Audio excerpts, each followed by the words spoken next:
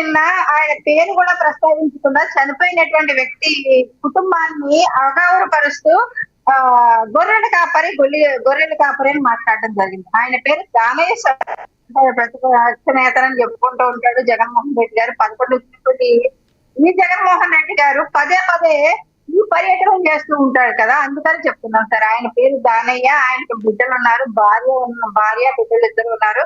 అలాగే తల్లి కూడా ఉంది సార్, పేద కుటుంబం. ఆ పేద కుటుంబాన్ని ఇందులో ఉన్నటువంటి వ్యక్తిని దానయ్యని చంపేసిన తర్వాత సిజి అప్పలరాజు కొడుకు బైక్ కింద పడి ఆయన చనిపోయిన తర్వాత అప్పుడు ఆ కుటుంబానికి ₹1,00,000 ఇస్తానని బేరమాడడం కావచ్చు. ఆ తర్వాత సిజి అప్పలరాజు వాళ్ళ ఇంట్లో ఆమెకి పని మనిషి స్థానం ఇస్తానన్నారు సార్. పని చేసుకోవడానికి పని మనిషిని పెట్టుకుంటానని చెప్పారు. అంటే ఇలాంటి ఒక లేని కుటుంబానికి, ఒక పేద కుటుంబానికి అండగా నిలవలసినటువంటి ఈ జగన్మోహన్ రెడ్డి గారు వైఎస్ఆర్సీపీ నేత వెళ్ళి ఒక నేరస్తులు, ఒక క్రిమినల్ కుటుంబానికి అండగా నిలబడినటువంటి పరిస్థితిని రాష్ట్ర ప్రజలందరూ కూడా చూస్తున్నారు. అంటే దానయ్య అనేటువంటి చనిపోయినటువంటి వ్యక్తి ఈ కుటుంబానికి ఎలాంటి క్రిమినల్ బ్యాక్గ్రౌండ్ లేదండి సార్. ఒకవేళ ఎలాంటి క్రిమినల్ బ్యాక్గ్రౌండ్ ఏమైనా ఉండుంటే కనుక దాని ఇంటికి కూడా జగన్మోహన్ రెడ్డి గారు వెళ్ళుండేవారనేసి అక్కడ స్థానిక ప్రజలు విమర్శించుకుంటున్నటువంటి పరిస్థితిని చూస్తున్నాం. అంటే కొంతమందిని చనిపోయిన వాళ్ళు కూడా పరామర్శించినటువంటి వ్యక్తి అంటే వాళ్ళకి క్రిమినల్ బ్యాక్గ్రౌండ్ ఉంది కాబట్టి జగన్మోహన్ రెడ్డి గారు ఎగేసుకుని వెళ్ళారు. అలాగే గంజాయి బ్యాచ్లు పోయి బేర్ బ్యాచ్ నుంచి ఏమైనా అరెస్ట్ చేస్తే అలాంటప్పుడు కూడా ఆయన ఎగేసుకుంటూ వెళ్తారు జగన్మోహన్ రెడ్డి గారు. అంటే పరామర్శకు వెళ్ళినప్పుడు కూడా క్రిమినల్ బ్యాక్గ్రౌండ్ ఉన్నటువంటి వ్యక్తులు ఇంటికి ఫాస్ట్ వెళ్తారంటే జగన్మోహన్ రెడ్డి గారు. మరి ఆయనకి ఏమైనా మానసికంగా అదొక రుగ్మత తెలియదు, లేకపోతే రాష్ట్ర ప్రజల మీద, రాష్ట్ర పేద ప్రజల మీద చిన్న చూపో తెలియదు సార్. ఇలాంటి వ్యక్తి గతంలో చెప్పేవాడు పేదలకి పెత్తందారులకి మధ్య పెద్ద యుద్ధం జరగబోతుంది, ఆ యుద్ధంలో పోరాటం చేస్తున్నటువంటి యోధుడిని నన్ను గెలిపించండి అని 175 వై నాట్ 175 టు 175 అని చెప్పినటువంటి జగన్మోహన్ రెడ్డి గారు గతంలో చూసుకుంటే సార్ పేదలకి పెత్తందారులకి యుద్ధం అని చెప్పేవాడు. మరి ఇవాళ దానయ్య అనేటువంటి వ్యక్తి కుటుంబం పేద కుటుంబం కాబట్టి ఆ కుటుంబాన్ని పరామర్శించడానికి వెళ్ళలేదా జగన్మోహన్ రెడ్డి గారు? రాష్ట్ర ప్రజలు చాలా క్వశ్చన్ చేస్తున్నారు సార్. అంటే వీళ్ళు ఇక్కడ చనిపోయారు, అక్కడ చనిపోయారు, వాళ్ళని ఎందుకు పరామర్శించలేదు, వీళ్ళు ఎందుకు పరామర్శించలేదు అంటే వాళ్ళ కుటుంబ ప్రభుత్వంలో ఉన్నటువంటి వ్యక్తులు ఎవరు కూడా శవ రాజకీయాలు చేయలేదు సార్. ముఖ్యంగా రాజకీయాలు చేశారు. ఆయా కుటుంబాలకి అక్కడ వెళ్ళిన మొన్న వేట్లపాలెం లాంటి ఘటనలో కూడా పెళ్లిలు జరిగినప్పుడు వెంటనే గౌరవ ఉప ముఖ్యమంత్రి గారు కానీ, ముఖ్యమంత్రి గారు కానీ హుటాహుటిన రావడం కావచ్చు, ఆ కుటుంబాలకు పరిహారం ప్రకటించడం కావచ్చు, వాళ్ళ క్షతగాత్రుల్ని పరామర్శించడం కావచ్చు, వాటి హుటాహుటిని జరుగుతున్నటువంటి పరిస్థితి. అంటే శవ రాజకీయాలు మాత్రం చేసేటువంటి జగన్మోహన్ రెడ్డి గారికి దానయ్య ఒక చావు అనేది చిన్నగా కనిపించిందా? ఒక ఉన్నత మాజీ మంత్రి కావచ్చు కాబట్టి, మాజీ మంత్రి కొడుకు కాబట్టి అక్కడికి వెళ్ళి కొమ్ము కాస్తున్నటువంటి పరిస్థితులు రాష్ట్ర ప్రజలు కూడా చూస్తూ ఉన్నారు. ఎవరైతే ఇప్పుడు అరవర్మ అనేటువంటి వ్యక్తి చేసినటువంటి ఈ దారుణాన్ని వేరే అబ్బాయి మీద నెట్టేసినటువంటి పరిస్థితి వాళ్ళ కుటుంబం కదా సార్. అంటే మాజీ మంత్రి అయినంత మాత్రాన మాజీ మంత్రి కాబట్టి జగన్మోహన్ రెడ్డి గారు వెళ్ళిపోయారు. మరి అక్కడ సిద్ధార్థ జాయి అనేటువంటి అబ్బాయి కూడా పని అయినటువంటి పరిస్థితి కదా. ఇందులో మరి ఆ కుటుంబానికి పరామర్శించలేదు జగన్మోహన్ రెడ్డి గారు. అంటే రాష్ట్ర ప్రజలు ఏమైనా అమాయకులా? మీరు చెప్తున్నటువంటి శ్రీరంగ నీతులని వినడానికి మీరు చేస్తున్నటువంటి ప్రతిదీ కూడా ప్రజలు గమనిస్తూ ఉన్నారు. రావడం వస్తారు, రాసిచ్చినటువంటి స్క్రిప్ట్ కూడా చదివలేడు సార్ ఆయన. రాసిచ్చినటువంటి స్క్రిప్ట్, ఆ స్క్రిప్ట్ లో ఏ వ్యక్తి అయితే అక్కడ ముద్దాయిగా ఉన్నారో, ఏ వ్యక్తిని అయితే అక్కడ ప్రస్తావించారో, స్థానిక ఆ పాతపట్నం ఎమ్మెల్యే కావచ్చు, ఆ పేరును కూడా ప్రస్తావించినటువంటి పరిస్థితిని చూస్తూ ఉన్నాం. ఓ రకంగా చూడాలంటే అంటే ఒక క్రిమినల్ కుటుంబానికి వెళ్ళి ఇప్పుడు సిజి అప్పలరాజు అనేటువంటి వ్యక్తి 14 రోజులు రిమైండ్ లో ఉన్నాడు. ఆ రిమాండ్ లో ఉన్నప్పుడు ఆ కుటుంబాన్ని పరామర్శించడానికి మీరు వెళ్ళారు అంటే ఒక క్రిమినల్ కి మీరు కొమ్ము కాస్తున్నారని రాష్ట్ర ప్రజలందరూ కూడా మిమ్మల్ని ప్రశ్నిస్తూ ఉన్నటువంటి పరిస్థితి. ఈ ప్రశ్నకు మీరు సమాధానం చెప్పాలి జగన్మోహన్ రెడ్డి గారు. పదే పదే ప్రెస్ మీట్లు పెట్టి కుటుంబ ప్రభుత్వం మీద విమర్శలు చేయడము, లేకపోతే మీరు చేస్తున్నటువంటి తప్పుల్ని కూడా ఎండకట్టకూడదని వేసేసి నిజంగా ఒక రకంగా సిగ్గు చేశారు. ఒక రకంగా జగన్మోహన్ రెడ్డి గారు లాంటి వ్యక్తి నా అక్కలు, నా చెల్లమ్మలు, మా వాళ్ళని మాట్లాడుతుంటారు జగన్మోహన్ రెడ్డి గారు. ఒక మహిళ ఎస్ఐ గారిని ఏ రకంగా టచ్ చేసి ఏ రకంగా ఆమెను ఇబ్బంది పెట్టారు, ఏ రకంగా ఆమె మీద నిజంగా అయితే లైంగిక దాడని అంటారు సార్. ఆమెను టచ్ చేయని చోట టచ్ చేయలేటువంటి పరిస్థితి. ఒక మృగాల్లాగా వైసీపీ నాయకులే కదా ఒక పార్టీ ఇన్ఛార్జిగా ఉన్నారంటే ఎంత ఒళ్ళు దగ్గర పెట్టుకొని ఉండాలి. మిమ్మల్ని చూసి జగన్మోహన్ రెడ్డి గారు మహిళని గౌరవిస్తే గనక వీళ్ళకి కూడా అదే అలవాటు అయ్యి ఉండేది. కానీ అదే అలవాటు అవ్వలా.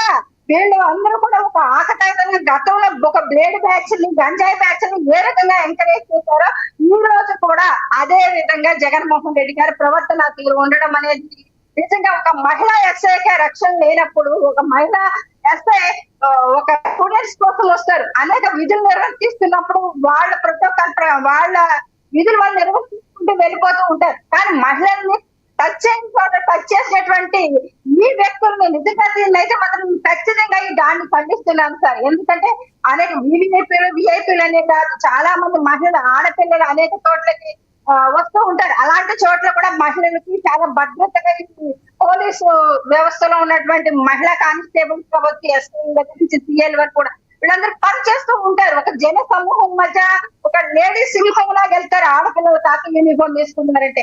అలాంటి వ్యక్తులనే మీరు ఈ రకంగా ఇబ్బందులు పెడితే రేపొద్దన్నా మీరు అధికారంలోకి దరిద్రం కొద్దీ మీరు రారు. దరిద్రం కొద్దీ మీరు వచ్చారంటే మహిళలకు ఏ రక్షణ ఉంటది? ఏ రక్షణ ప్రకారం జగన్మోహన్ రెడ్డి మీ ప్రభుత్వం ఎటువంటి చర్యలు తీసుకుంటుంది? వాళ్ళని ఎవరైనా గుర్తించారా? మరి మీరు చెప్తున్నట్టు మీ ప్రభుత్వం మహిళల పట్ల ఏ మేరకు చిత్తశుద్ధితో ఉంది ఏమనుకోవాలి? మీ ప్రభుత్వ హయాంలో కూడా అడపదడప ఎక్కడ చోట జరుగుతూనే ఉన్నాయి కదా నేరాలు. ఎక్కడికక్కడ జరుగుతూ ఉన్నా సరే కానీ వాటికి శిక్షలు కూడా కఠినంగానే పడుతూ ఉన్నాయి.